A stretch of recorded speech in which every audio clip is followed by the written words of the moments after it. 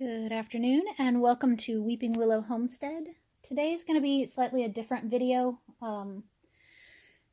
because directly related to COVID and some new legislation that has went through. My husband's job was eliminated just a couple of months ago, and thankfully the company was able to offer him a different position, but unfortunately it came at a very large deficit in how much he had been making.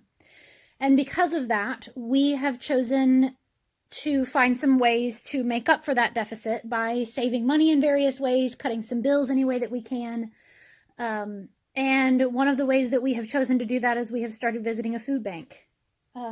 That has been a very humbling experience for us, but it has also been a huge blessing for us and for our community. There are 2 local food banks that we visit, plus a third one that is kind of a hit and miss, that just they park in a random place and you go and pick up.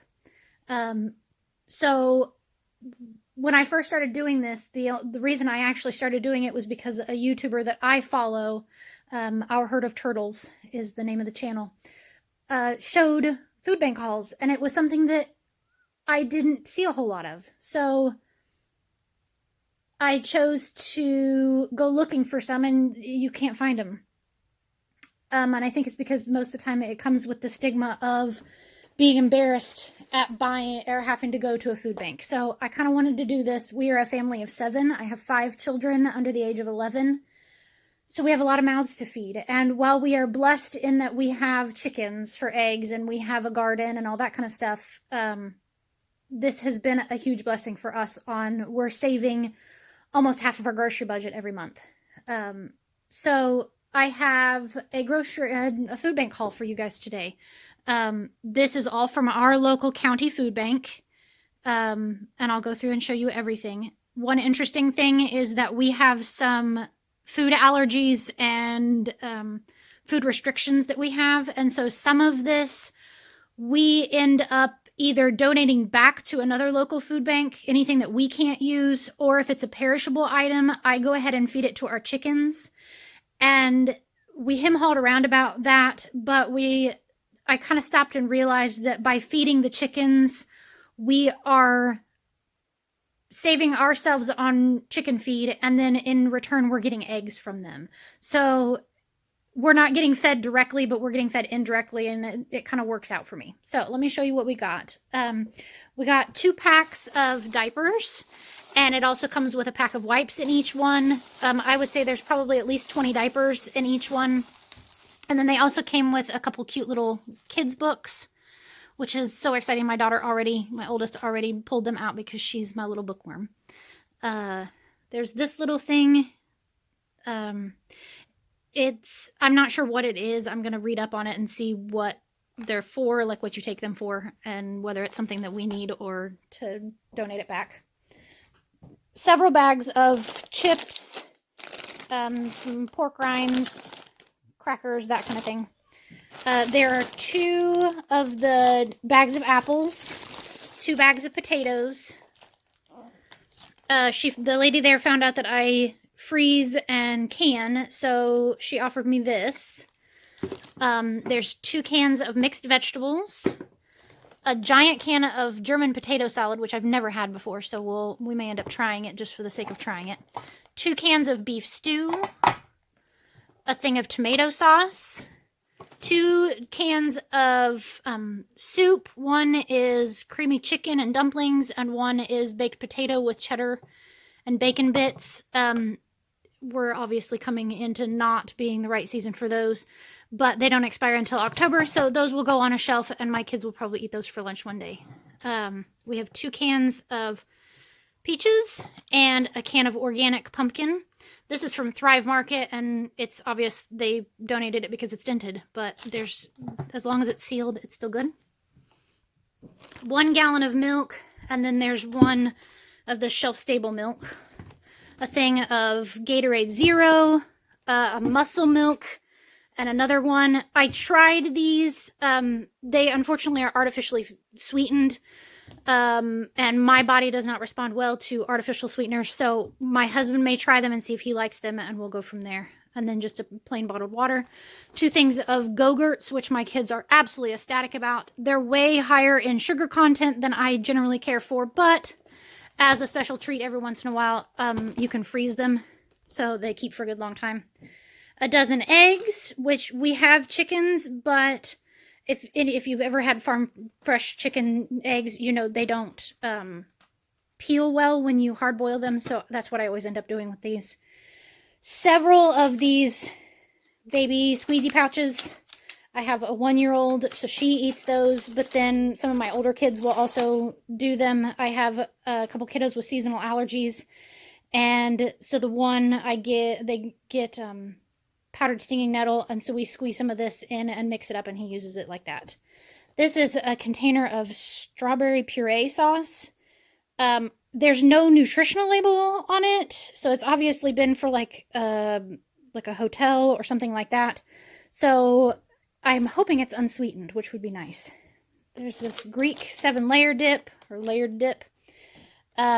These were on a rack outside. They have a special section that you can go and just pick up whatever you want, which is the same for the squeezy pouches.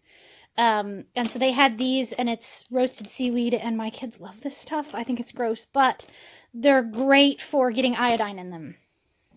They also had several of these. We actually had some more of these. My kids ate some of them, which is why that pack is open.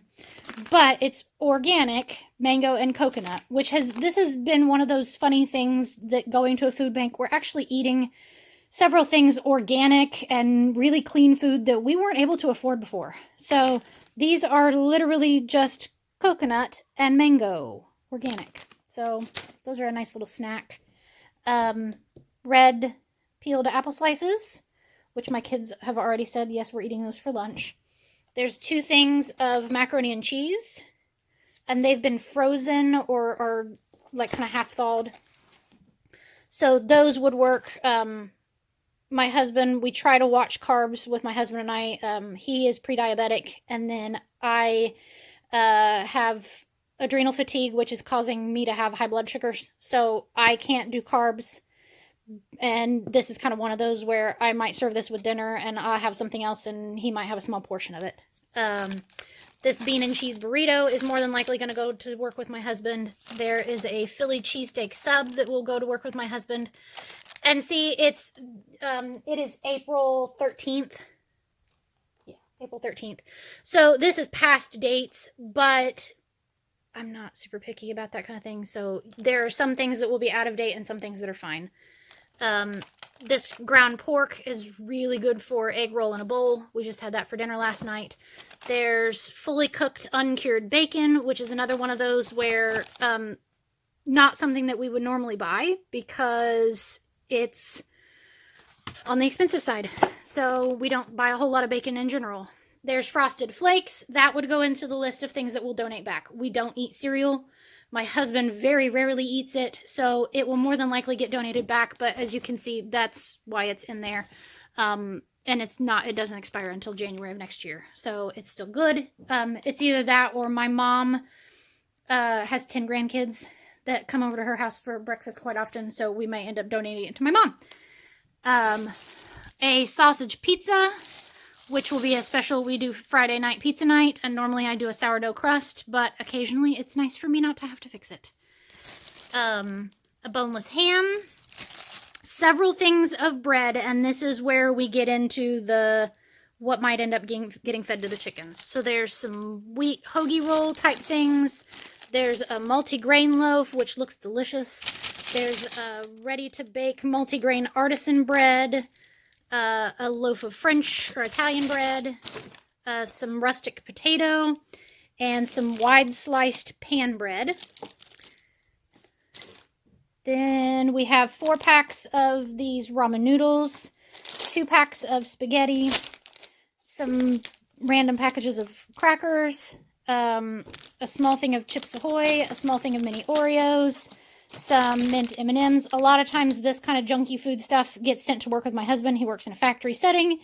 It gets left on a table and everybody digs in. Same goes for these mini bow tie Danish. That's probably going to go to work with my husband and they'll eat it. He'll just leave it out and they'll eat it for breakfast. These little spring cookies will probably go to work with my husband. These, I don't know, we might use them. We only eat dessert like once a week, so I kind of doubt it. I just don't know that I could see sending that to work with my husband. The chickens may get it. There are 4 of these little squeeze bottles of hand sanitizer. Once again, probably going to get sent to work with my husband. He just leaves them on his desk at work, and whoever wants them, a lot of times they'll end up sending cheap toilet paper, but toilet paper's toilet paper. You get the idea.